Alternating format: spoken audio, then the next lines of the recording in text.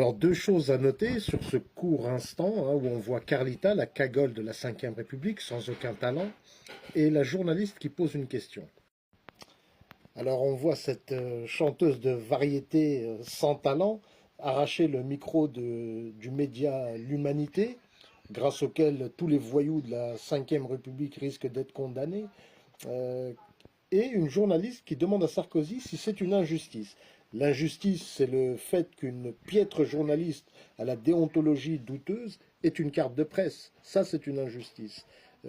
Comment douter des tribunaux et de ce voyou condamné multirécidiviste aux 7 bracelets électroniques et à la Rolex? D'où le respect qu'il a de ses compères et acolytes politiciens, que ce soit les macronistes ou du Rassemblement national, qui lui aussi va être inquiété. Marine Le Pen d'ailleurs doit se sentir mal. Si Sarkozy a pris 5 ans, elle risque d'en prendre pas mal aussi.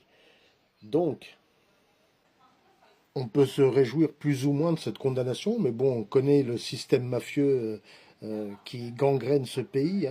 Il va être placé en détention comme Balkany, faire quelques semaines, voire quelques mois, et puis sortir pour raison médicale ou tout autre stratagème bien rodé et bien connu du système judiciaire français.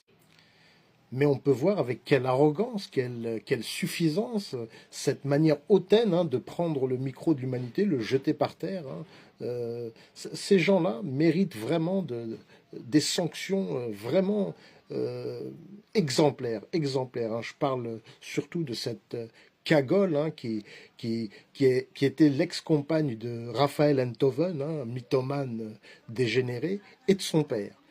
Cela vous montre bien les mœurs douteuses, cette vague de personnes sans aucune morale, sans aucune valeur, qui crachent sur les Français, crachent sur ceux qui veulent faire leur travail, notamment ces journalistes courageux de Mediapart et du journal L'Humanité aussi, qui défend les intérêts des Français et de ceux qui œuvrent contre la corruption. Sur ce, combattez-les, huez-les et ne vous laissez pas envaper par ces merdes, ces pecnos, ces moins que rien.